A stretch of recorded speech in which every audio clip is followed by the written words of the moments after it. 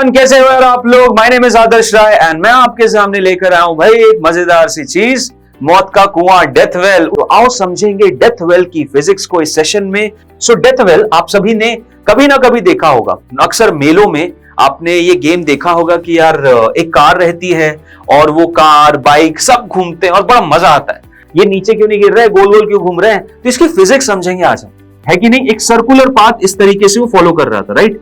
तो उसके पास कुछ एंगुलर वेलोसिटी होगी और हर एक इंस्टेंट पे उसके पास कुछ v वेलोसिटी होगी। तो मान लेते हैं जिस वेलोसिटी, जिस स्पीड के साथ वो एक चक्कर मार रहा है वो v है।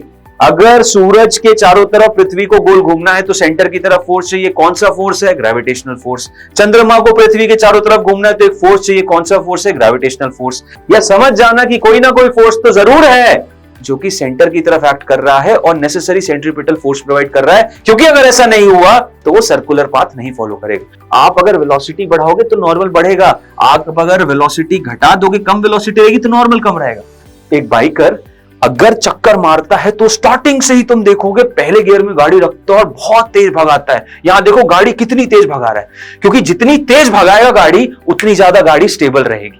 जितनी ज्यादा तेज गाड़ी की स्पीड रखेगा उतना ज्यादा नॉर्मल फोर्स रहेगा, जितना ज्यादा नॉर्मल, फ्रिक्शन की लिमिट उतनी ज्यादा, तो आराम से एमजी को बैलेंस कर लेगा।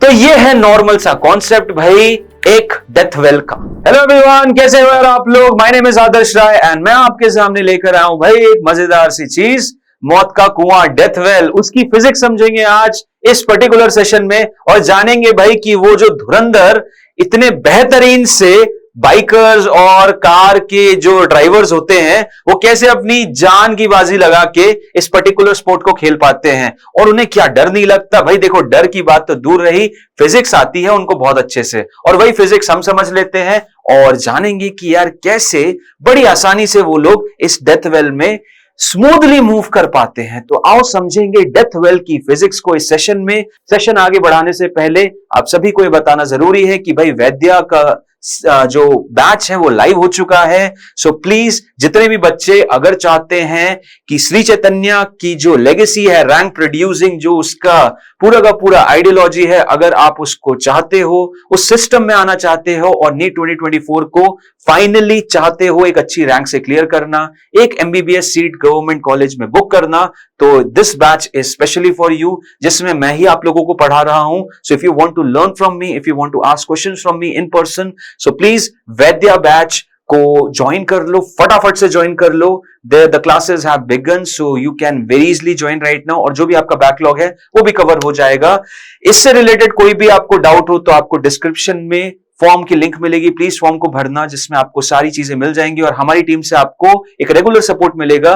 पूरा व्हाटएवर यू फील, व्हाटएवर आपके जो भी डाउट्स हो, उन सारी चीजों का रेजोल्यूशन भी मिलेगा। काफी अच्छे फीचर्स हैं, please give it a try. Okay, अब भाई बात करते हैं डेथ वेल की। सो डेथ वेल आप सभी ने कभी ना कभी देखा होगा, अक्सर मेलों में आपने ये गेम देखा होगा कि यार एक कार रहती है और वो कार बाइक सब घूमते हैं और बड़ा मजा आता है। बहुत से लोग इसमें जाते हैं, देखते हैं एंड परेशान भी होते हैं कि यार ये लोग गिर क्यों नहीं रहे।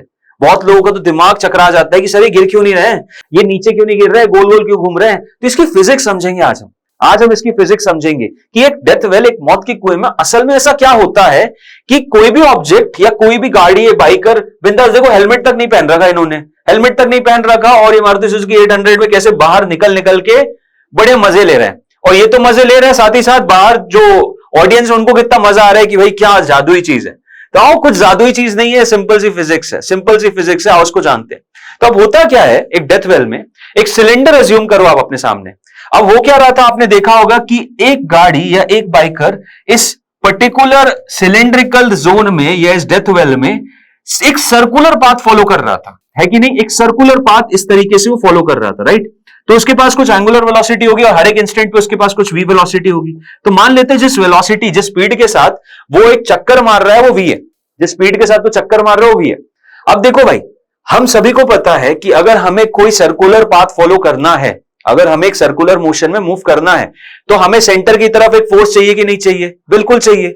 अगर सूरज के चारों तरफ पृथ्वी को गोल घूमना है तो सेंटर की तरफ फोर्स चाहिए। कौन सा फोर्स है? Gravitational force. चंद्रमा को पृथ्वी के चारों तरफ घूमना है तो एक फोर्स चाहिए। कौन सा फोर्स है? Gravitational force. एक पत्थर से रस्सी को बांधो और गोल घुमाओ तो एक फोर्स चाहिए सेंटर की तरफ, तो वो रस्सी एक टेंशन फोर्स लगाती है वो। इसका अर्थ यह है कि जिंदगी में कहीं भी अगर तुम सर्कुलर मोशन देखोगे, हमेशा एक ऐसा फोर्स जरूर देख लेना या समझ जाना कि कोई ना कोई फोर्स तो जरूर है जो कि सेंटर की तरफ एक्ट कर रहा है और नेसेसरी सेंट्रीपिटल फोर्स प्रोवाइड कर रहा है, क्योंकि अगर ऐसा नहीं हुआ तो वो सर्कुलर पाथ नहीं फॉलो करेगा। तो यहां तो हम देख रहे हैं ना, यहां तो हम देख रहे हैं कि एक बाइकर चक्कर मार रहा है एक आर रेडियस के पाथ में, तो यहां पे एक फोर्स होगा सेंटर की तरफ लगेगा। कौन सा फोर्स होगा? कौन सा फोर्स होगा? नॉर्मल रिएक्शन फोर्स ही तो होगा, नॉर्मल रिएक्शन फोर्स ही तो होगा। अच्छा सर, बिल्कुल सही बात। तो यहां पे जो नॉर्मल रिएक्शन फोर्स है वो ही सेंट्रीपिटल फोर्स की तरह काम करेगा, वही नेसेसरी सेंट्रीपिटल फोर्स प्रोवाइड करेगा, जो कि हो जाएगा mv² के बराबर।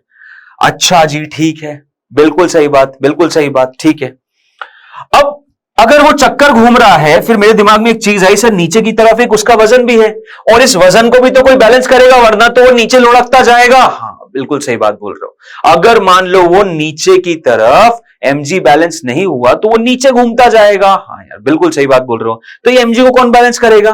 Friction force. फ्रिक्शन फोर्स, पहियों पे जो व्हील्स हैं उन पे ये जो वॉल है ऊपर की डायरेक्शन में फ्रिक्शन फोर्स लगाएगा। तो यहां पे फ्रिक्शन फोर्स जो है वो क्या बैलेंस करेगा? वो बैलेंस करेगा भाई आपका mg को, वो बैलेंस करेगा भाई आपका mg को। अच्छा, ओके, बढ़िया बढ़िया, फ्रिक्शन फोर्स बैलेंस करेगा mg को। अब सुनना जरा ध्यान से सुनना कि होगा क्या, होगा क्या, जरा ध्यान से सुनना। यहां पे आप v की वैल्यू बढ़ाते चले जाओ, यहां पे आप v की वैल्यू बढ़ाते चले जाओ। पहले सोचो जरा v की वैल्यू कम है, क्या है? v की वैल्यू कम है। सोच के देखना जरा, बड़े ध्यान से सोच के देखना कि पहले v की वैल्यू बहुत कम है। अगर v की वैल्यू कम होगी तो सर mv² कम होगा, बिल्कुल mv² कम होगा तो सर नॉर्मल रिएक्शन फोर्स जो है वो भी कम ही होगा, है कि नहीं? मतलब नॉर्मल रिएक्शन फोर्स अपने मन से थोड़ी लग जाएगा कि चल मैं 100 न्यूटन लग जाता हूं और नेसेसरी सेंट्रीपिटल फोर्स तो मात्र 20 न्यूटन है, ऐसा नहीं होगा। तुम्हें जितना ज्यादा तुम्हारा mv² वेलोसिटी जितनी ज्यादा होगी उतना mv² होगा और उतना ही ज्यादा नॉर्मल रिएक्शन फोर्स होगा। मतलब मेरे वेलोसिटी बढ़ाने से ये नॉर्मल रिएक्शन फोर्स बढ़ रहा है। हाँ जी, यही तो केस है। आप अगर वेलोसिटी बढ़ाओगे तो नॉर्मल बढ़ेगा, आप अगर वेलोसिटी घटा दोगे, कम वेलोसिटी रहेगी तो नॉर्मल कम रहेगा। तो उससे क्या दिक्कत? उससे क्या दिक्कत? दिक्कत उससे मात्र ये हो जाएगी कि आपको अपना वजन तो बैलेंस करना है, वरना आप क्या होगा? नीचे गिर जाओगे। मानते हो कि नहीं मानते? यही तो क्वेश्चन है हमारा कि ये वजन इस कार को या बाइक को नीचे क्यों नहीं गिरा रहा था? इस कार या बाइक को नीचे क्यों नहीं गिरा रहा था? वो इसलिए नहीं गिरा रहा होगा क्योंकि ऊपर की तरफ फ्रिक्शन फोर्स लग रहा होगा, हाँ या ना? तो अगर ये फ्रिक्शन फोर्स ऊपर की तरफ लग रहा है तो भाई फ्रिक्शन की लिमिट भी तो उतनी होनी चाहिए, mg से ज्यादा होनी चाहिए। फ्रिक्शन की लिमिट mg से ज्यादा होनी चाहिए। अब फ्रिक्शन की लिमिट कितनी होती है? फ्रिक्शन की लिमिट कितनी होती है सर? फ्रिक्शन की लिमिट होती है न्यू टाइम्स नॉर्मल। अच्छा, मतलब अगर वेलोसिटी कम है, नॉर्मल कम है, तो सर लिमिट भी कम होगी। अगर लिमिट कम है तो सर हो सकता है कि mg ज्यादा चाह रहा हो लेकिन हमारे फ्रिक्शन भैया से लिमिट के पार चला जाए। मतलब mg हो सकता है 100 न्यूटन डिमांड कर रहा हो और हमारे पास लिमिट तो सर 40-50 न्यूटन ही है। तो उस केस में क्या होगा? ये नीचे गिर जाएगा। तो बाइकर क्या करेगा? बाइकर अपनी वेलोसिटी को बढ़ाएगा।